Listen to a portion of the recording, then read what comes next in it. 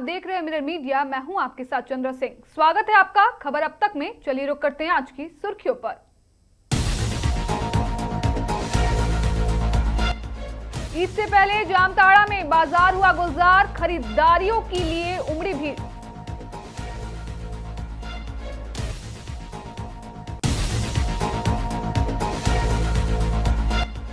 देवघर के सिरसा में भक्ति का महासंगम, कल निकलेगी भव्य कलश यात्रा।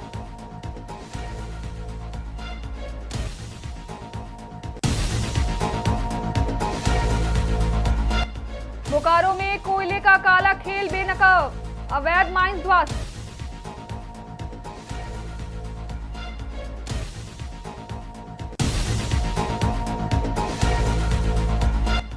रामनवमी को लेकर काक्सा में हाई अलर्ट, प्रशासन ने जारी किए सख्त निर्देश।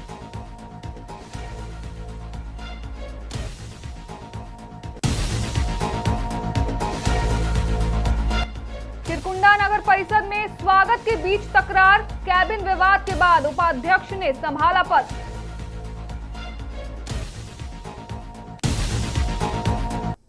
अब खबरें विस्तार से। ईद का त्योहार जैसे जैसे करीब आ रहा है, जामताड़ा के बाजारों में रौनक बढ़ती जा रही है। सुभाष चौक, बाजार रोड और टावर चौक पर लोगों की भारी भीड़ उमड़ रही है। हर तरफ खरीदारी का उत्साह और चहल पहल का माहौल है। सेवई, इत्र, टोपी, कपड़े और चूड़ी की दुकानों पर ग्राहकों की भीड़ सबसे ज्यादा देखी जा रही है। खासकर महिलाएं जमकर खरीदारी कर रही हैं। दुकानदारों का कहना है कि इस बार पिछले साल के मुकाबले ज्यादा भीड़ है और बिक्री भी अच्छी हो रही है। कुल मिलाकर जामताड़ा पूरी तरह ईद के रंग में रंगा नजर आ रहा है। अल्हम्दुलिल्लाह बहुत अच्छा चल रहा है। और कहाँ से माल मंगाए हैं? कलकत्ता का माल है, आसनसोल का माल है। बिक्री कैसा है? अल्हम्दुलिल्लाह ठीक ठाक है। कर रहे हैं, तैयारी के साथ है ईद। हम लोग तो सुभाष चौक में जो दुकानें लगे हैं ईद का मौके पर एकदम मार्केटिंग भी अच्छी तरीक़े से बाजार हो रहा है, खरीदारी हो रहा है और ईद भी धूमधाम से हम लोग मनाएंगे। कब है ईद? ईद शनिवार का है। इस साल ईद का बाजार अगले साल से भी मैंने मोटा मोटी ठीक है। क्या अनुमान है आप लोग का इस बार? अगले साल से तो मुझे यही अच्छा लग रहा है बाजार। क्या क्या वैरायटी का लच्छा मंगाया है? वैरायटी तो मेरे पास सब है, प्रभु जी का है, हल्दीराम का है, पातिजा का है। देवघर के करो प्रखंड स्थित सिरसा गांव में 20 मार्च से भक्ति और श्रद्धा का माहौल देखने को मिलेगा। धार्मिक अनुष्ठान के शुभारंभ से पहले शुक्रवार को भव्य कलश यात्रा निकाली जाएगी, जिसमें बड़ी संख्या में महिलाएं और श्रद्धालु शामिल होंगे। पारंपरिक गाजे बाजे के साथ निकलने वाली इस यात्रा को लेकर गांव में जबरदस्त उत्साह है। आयोजन समिति और स्थानीय युवाओं द्वारा कार्यक्रम की तैयारियां जोरों पर है। यह धार्मिक आयोजन 20 मार्च से शुरू होकर 29 मार्च तक चलेगा, जिसमें कई आध्यात्मिक और धार्मिक कार्यक्रम आयोजन किए जाएंगे। इस यज्ञ का जो सचंडी महायज्ञ रखा गया है विश्व कल्याणार्थ और हमारे क्षेत्रवासियों के कल्याण के लिए, भगवती की आराधना के लिए, क्योंकि पास में काली माता मंदिर बना हुआ है, उनकी आराधना इस नव दुर्गा के उपलक्ष्य में हम लोग करेंगे। एक कुंडी यज्ञशाला बनी हुई है और आप यज्ञशाला देख रहे हैं। यज्ञशाला में कल से इसमें पूजन प्रारंभ हो जाएगा और 2100 कलश के साथ हमारा कल का जो कलश यात्रा के साथ चंडी महायज्ञ का कल से शुभारंभ हो जाएगा। कितने बजे यात्रा निकलेगी? लगभग 7 बजे, लगभग प्रातःकाली में, क्योंकि गर्मी पड़ने लगी है तो लगभग 7 बजे से हम लोग कलश यात्रा का आरंभ कर देंगे। और कलश यात्रा यहीं पास में कहीं नदी के 1.5 किलोमीटर जानी है। कोई नदी है, कौन सी नदी है? बरही नदी में, वहाँ पूजन होगा। नदी में वरुण भगवान का पूजन होगा।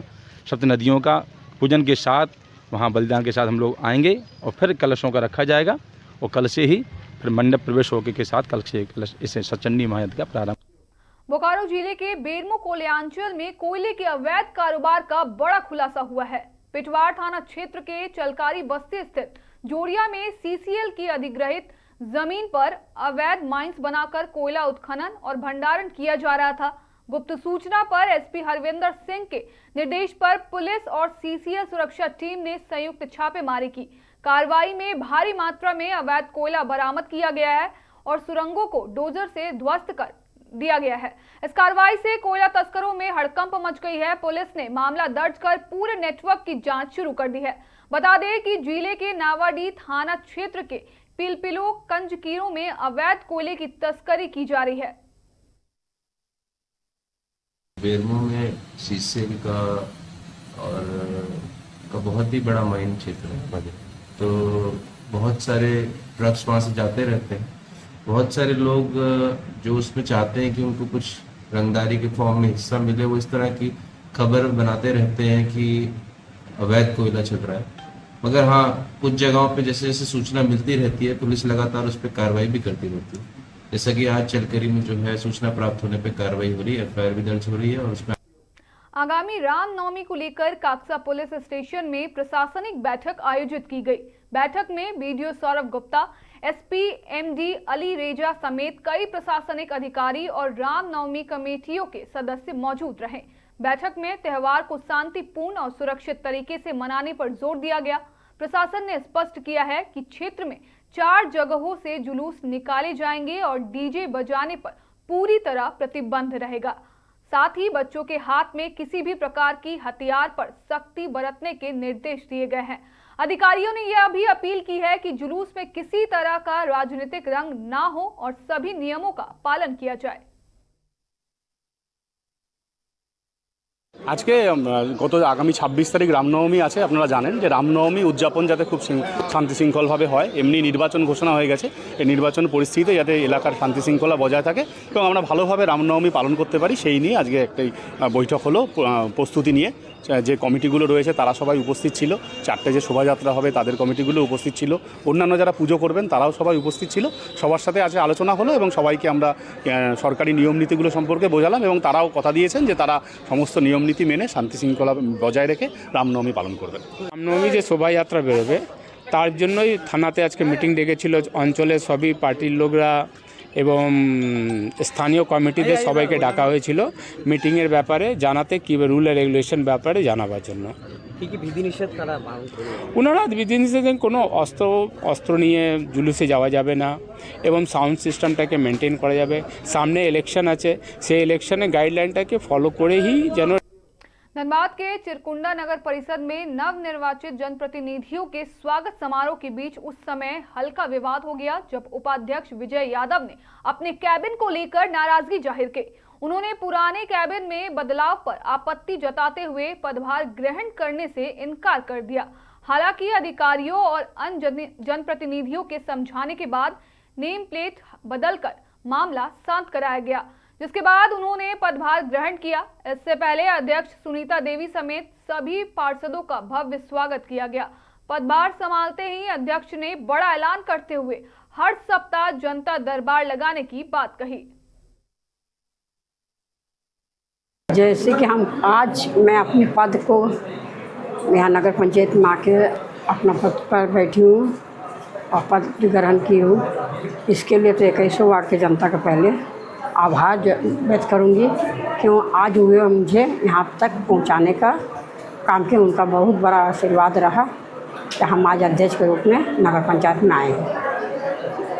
और रहा काम तो जिस तरह के सब जनता से बोल के आए थे कि सबका विकास, सबका साथ और सबका विश्वास, ये मेरे तरफ से सभी को हम कहेंगे कि जो भी काम हो बेहिचक मेरे पास आइए, वो भी कोई भी काम मुझे। बहुत हर्ष और उल्लास के साथ कहना है कि आज जो वर्षों से रिक्त पद था वो आज भर गया है। लोग जो अध्यक्ष महोदय हैं, उपाध्यक्ष महोदय हैं और जितने भी वार्ड पार्षदगण हैं, सभी ने आकर यहाँ पे सबको हमने सम्मानित किया और पदभार ग्रहण कराया।